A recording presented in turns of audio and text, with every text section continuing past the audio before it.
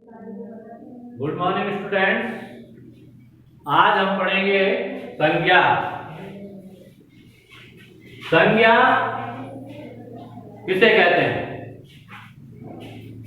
तो संज्ञा की परिभाषा हुई, पहले तो आप सिंपल परिभाषा हुई कि नाम वाले शब्दों को संज्ञा कहते हैं। क्या परिभाषा हुई आपके लिए? नाम वाले शब्दों को संज्ञा कहते हैं। और जो इसकी परिभाषा है बिल्कुल विस्तृत रूप से, वो है किसी प्राणी वस्तु स्थान,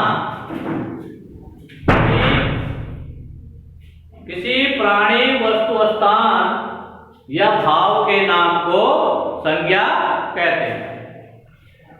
किसी वस्तु स्थान, प्राणी व भाव के नाम को संज्ञा कहते हैं। अब क्वेश्चन आता है,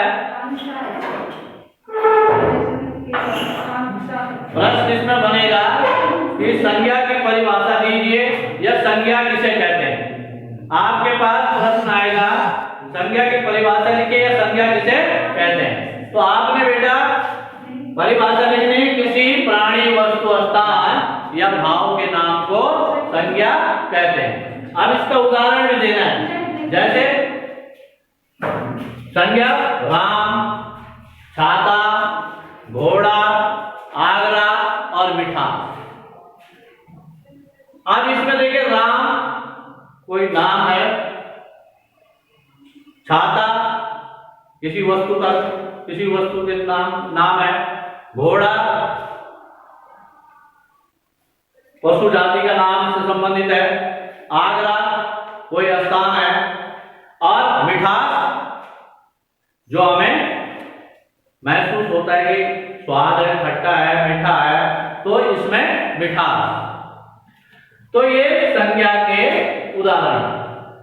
अब संज्ञा के भेद, संज्ञा के कितने भेद बताए आपको? संज्ञा के यहां पर बताए आपको 3 भेद। कौन कौन से? नंबर 1 व्यक्तिवाचक संज्ञा, व्यक्तिवाचक संज्ञा।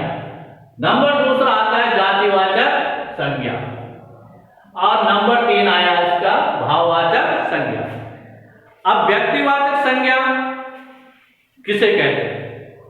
व्यक्तिवाचक संज्ञा किसे कहते हैं? किसी विशेष व्यक्ति के नाम का बोध कराने वाले शब्दों को, किसी विशेष व्यक्ति के नाम का बोध कराने वाले शब्दों को व्यक्तिवाचक संज्ञा कहते हैं। जैसे आपका देखिए दिल्ली, अपने आप में व्यक्तिवाचक संज्ञा। गंगा पवित्र नदी है, कोई दूसरी नदी उस नाम से नहीं होगी, गंगा व्यक्तिवाचक संज्ञा। रामचरितमानस धार्मिक पुस्तक है, रामचरितमानस। और महेंद्र सिंह धोनी, ये व्यक्तिवाचक संज्ञा के उदाहरण। दूसरा आया बेटा इसमें जातिवाचक संज्ञा।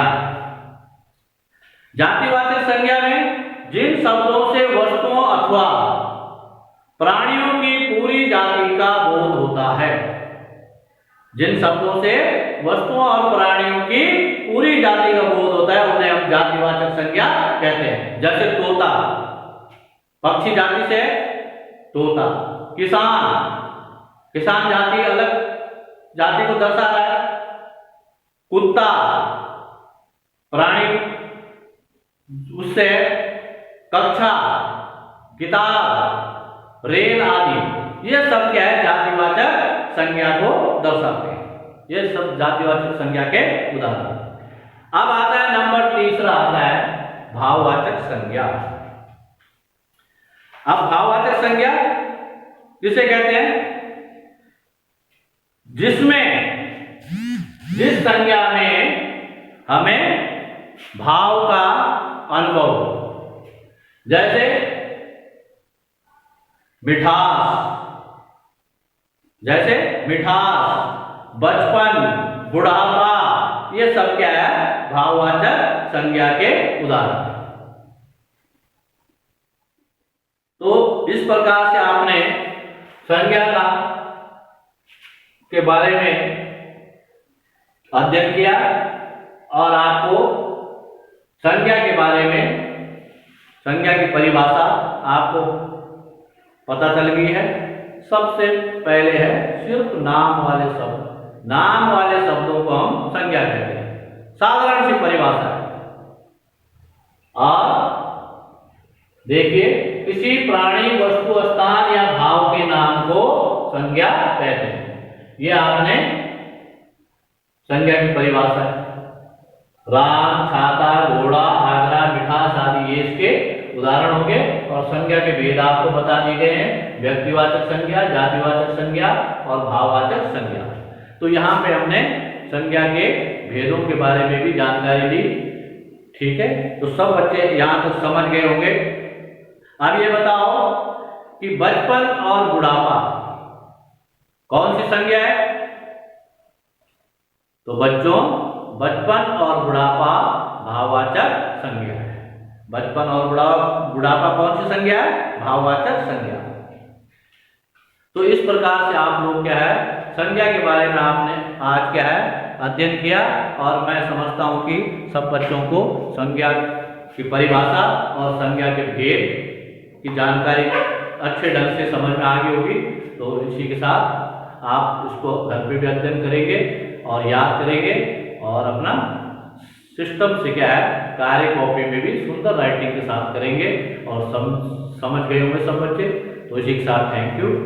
नेक्स्ट उसमें मिलेंगे अगले चैप्टर के साथ।